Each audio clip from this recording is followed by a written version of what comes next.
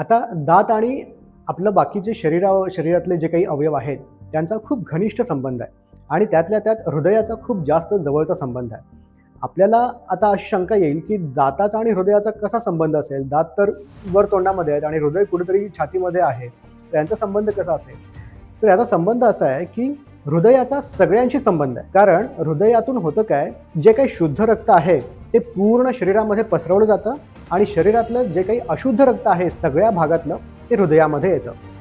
आता आपले दातसुद्धा तोंडामध्ये असतात. तर होतं काय, की जे काही आपल्या हिरडीमध्ये आणि दाताच्या आजूबाजूला जे काही सॉफ्ट टिश्यूज असतात, त्यांच्यामध्ये ज्या काही रक्तवाहिन्या असतात, त्या रक्तवाहिन्यांचा हृदयातून येणाऱ्या रक्तवाहिन्यांशी डायरेक्ट संबंध असतो. हिरड्यांमध्ये ज्या काही रक्तवाहिन्या आहेत, त्या रक्तवाहिन्यांमधून डायरेक्टली हृदयातल्या रक्तवाहिन्यांमध्ये जाऊन ते हृदयातल्या रक्तवाहिन्यांना सुद्धा त्रास देण्याची शक्यता असते.